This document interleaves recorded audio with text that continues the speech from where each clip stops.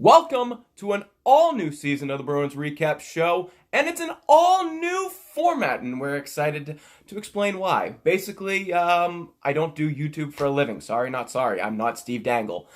So doing one of these after every Bruins game became very, very tough to do. So to continue doing this, because I love doing this, as well as to continue kind of, doing these, the new goal is we're going to do this kind of weekly. Generally, it's going to end up being maybe Thursdays, Sundays, haven't picked a specific day, but this is the first episode. It's going to be kind of a week-long recap, so this episode will be a little bit longer than the others, mainly because we're going to talk about some preseason stuff. We're going to then go into the season. We're going to talk about concerns for the week ahead, so on and so forth. And you'll kind of see this is a bit of a work in progress. So take today as kind of a pilot episode, and we'll make tweaks going from there. So welcome to the new style of the Bruins Recap Show. Boston Bruins.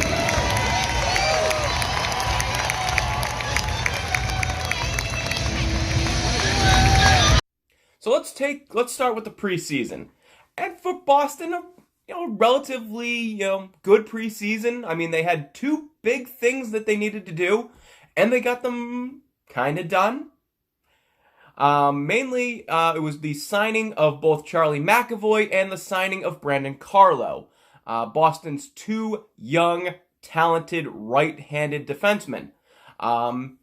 Boston, we would have rather preferred long-term deals, but money being as tight as it was, understandably, thank you Charlie McAvoy and Brandon Carlo for both agreeing to 2 and 3 year bridge deals. For Brandon Carlo, $2.85 million for 2 years. That is exactly what we call a bridge deal, because market rate, Brandon Carlo could get a lot more. Charlie McAvoy signing for $4.9 million for 3 years. Again, for a player of Charlie McAvoy's caliber, definitely can get a lot more. But both of those signing bridge deals. And the reason we kind of call them bridge deals is 2 years from now, 3 years from now, David Backes gone. Torrey Krug, don't know what's going to happen with Torrey Krug at the end of this season. I know he wants to stay in Boston, but there's a chance he might not. Zdeno Chara's $2 million contract is up at the end of the year. Who knows if David Krejci, Patrice Bergeron, all of those players who are getting up there in age, who knows kind of what's going to happen in 2 to 3 years from now. So the money for both Charlie McAvoy and Brandon Carlo should be there. Both of those will still be restricted free agents, according to Cap Friendly, at the end of these contracts. So that's good. They also made some more signings, some of which I didn't quite understand.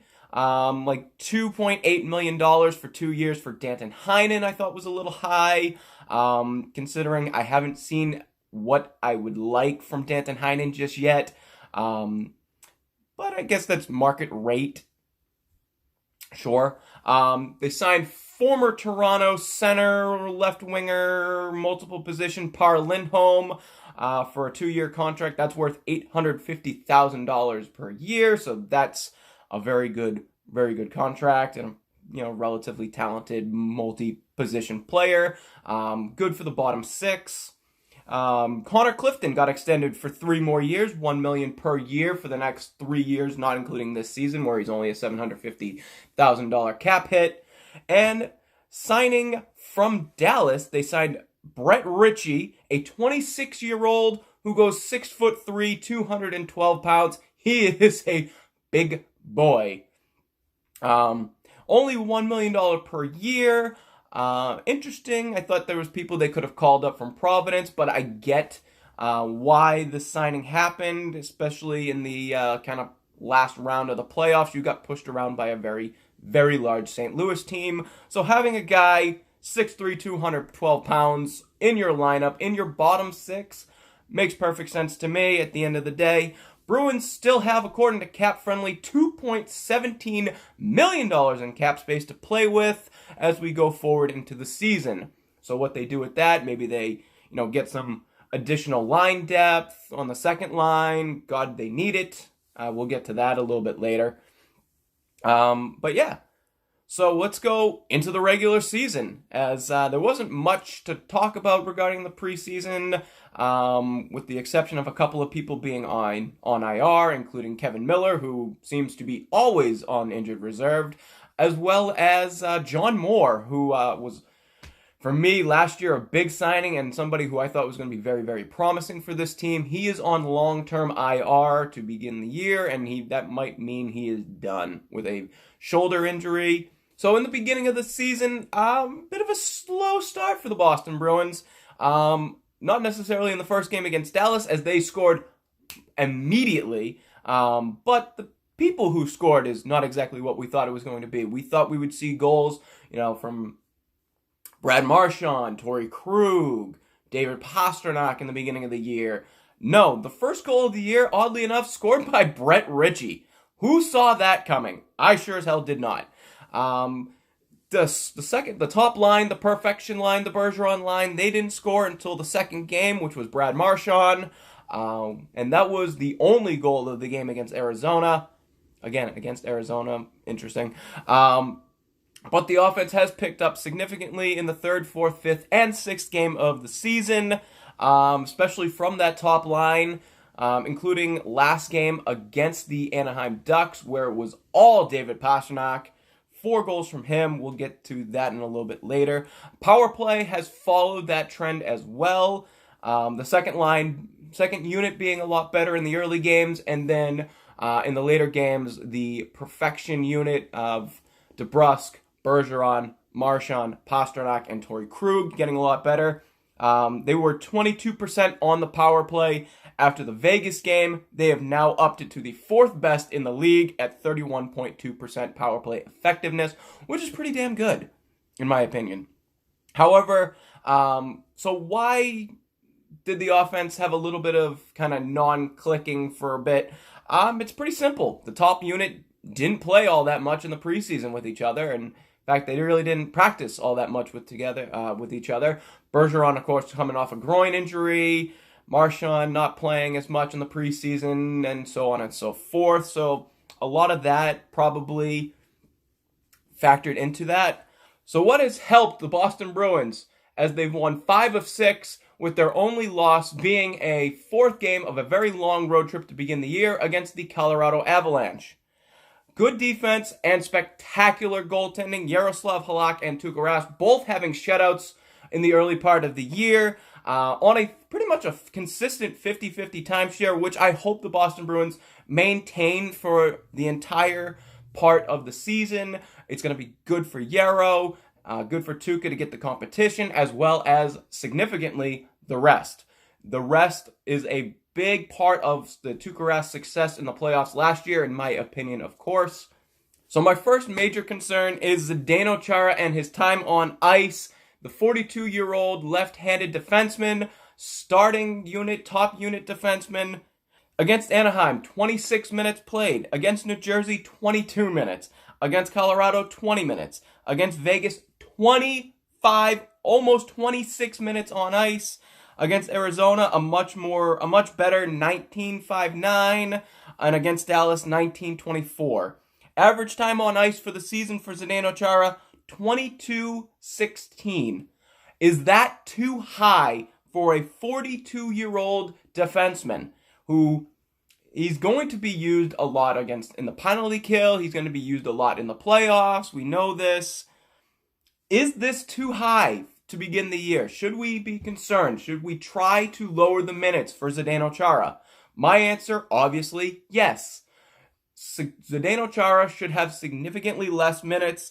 Keep him under 20, kind of borderline under 20. And then significantly in the Dallas game where we played 19-24, that probably is right about where you want to keep them. Maybe give Brendan Carlo more minutes. Maybe, give Matty Grzelcyk more time up there. Maybe Torrey Krug gets a little bit more time. I get it. Zdeno Chara being your big shutdown defenseman, because you don't really have other options as a shutdown guy on the left-hand side with Matt Grzelcyk and Torrey Krug. Neither one of those scream shutdown defensemen to me. I'm sorry. Those are more offensive-minded defensemen. But yeah, we need to really be concerned going forward with the health of a 42-year-old defenseman, his legs, his wind, his ability, because this guy, coming off a broken jaw at the end of the playoffs, etc., etc., he's not getting any younger. We got to kind of worry about his time on ice. Also has been a concern for most of the season, David Krejci, who got injured in the preseason, might not be in the lineup tonight. He has not looked good at all to begin the year. So if he doesn't play tonight, what is the proposed line change? The easiest one is moving Charlie Coyle up to the second line to play with Kuhlman and DeBrusk. Now, that could have been something we could have started from the beginning. Everyone on this who watches the show knows I'm very critical of David Krejci and his play. I don't see it getting any better. He's very streaky and consistent. So who plays on the third line? Well, you got Par Lindholm, or you can bring somebody up from Providence. Preferably Par Lindholm on the third line makes the most sense. Have him play with Richie or Wagner or whatever your third line combination, probably Richie Nordstrom, I think, makes the most sense, and have Corrali and Wagner stay together. You could also put David Backes in that position, but refer to my point about Zdeno Chara being too old. That goes back to David Backes, who is also too old and doesn't look very good more often than not. So is it too early to be worried about depth scoring? Like I said, the third line has a little bit of issues, specifically at right wing. I know Joe Haggerty is considered bringing up Anders Bjork, who is killing it in Providence right now. Should he be brought up to play on the third line? Should he be brought up for more depth scoring? It's a good possibility, which I kind of agree with. I think that would be a good idea. But if it's not broke, don't fix it just yet. And the Bruins have won, as I say, 5 out of 6 games. They're second place in the division against behind Buffalo, I think, who I don't know if their hot start's going to last that long. But this kind of brings me right to the week ahead, as the next 3 games for this week, including tonight's game, will be against Tampa, Toronto, and Toronto. Because I probably will not be filming another video until Thursday. So those 3 games, all 3 are divisional games. All 3 of those teams made the playoffs last year. I know Tampa Bay collapsed against Columbus, and Toronto is Toronto in Game 7 in Boston. So, is it too early? I know we're 6 games in, 7, 8, 9 being a litmus test. Is it too early to say that, this is something we need to worry about, this is something we need to focus on, we need to very highly watch how the Bruins play against Tampa and Toronto? You're only going to play these teams 4 times. It's just the way the schedule is, because you have to play every team in every other conference twice, or Western teams twice a year. So is that a thing that we need to worry about? Because you only have 2 more shots against Toronto after this week. You'll play Tampa Bay 3 more times after this week. Points, of course, always at a premium regardless of the time of year. You can't necessarily win a season in October, but you could probably lose it unless you're the St. Louis Blues, because God forbid they were out of it by the end or early part of this year, and then you saw what they did. They got really, really hot. So those are going to be very, very tough games against 3 really good opponents. We'll see how Boston does, but I don't know if it's something to be putting a lot of concern on just yet if the Bruins do not fare well against these 2 teams to begin the year. So, we'll take it to our final segment, the 3 players of the week, or the 3 players of the first 6 games of the season, however you want to word it. We'll work on that yet. Star number 3 is a tie between Tuukka Rask and Yaroslav Halak. Combined, the 2 of them with 2 shutouts. I talked about it earlier. Rask with a 1.33 goals against average early part of the season. Yaroslav Halak 1.69 goals against average. Both of them combining or both of them having a .95 save percentage. Lights out goaltending in the beginning of the year for Boston. And the way Boston has kind of played, they've kind of gotten leads and kind of have relied on goaltending, at least in the early part of the season. That's something to be a little bit concerned of. But the goaltending so far has been very, very, very good. And hopefully that's a trend that continues for the entire season. I know it's going to be very much impossible for both goalies to stay sub 2 goals against. But right about, 2.5 is kind of where you want them to be for the season long. We'll go to second star, and a lot of people, based on his point production, would say, why isn't he the top star of the week? It's David Pastrnak with 6 goals, 4 assists for 10 points early part of the season. Currently, he is 6th in the league in points and 3rd in the league in goals. But the reason I don't have him as the top star for the week is because 4 of his goals were scored in one game against the Anaheim Ducks. So, kind of cheating because the consistency isn't there. The consistency not there just yet anyway. If you want to talk about more consistency, let's take it to the number 1 star, Brad Marchand, of course, 13th in the league in goals at 4 goals, 5 assists for 9 points, which is 9th in the league. Why do I say he's more consistent? Well, he's pretty much had a point in just about every game this season, with the exception of the first game of the year. So much more consistency from Brad Marchand, where David Pastrnak, like I said, scoring all of his points virtually in one game. So we'll see how they look for the next 3 games. Tampa, Toronto, and Toronto again. We'll talk about it then. We'll see what we go. We'll have more concerns. We'll have a little bit more structure to this format.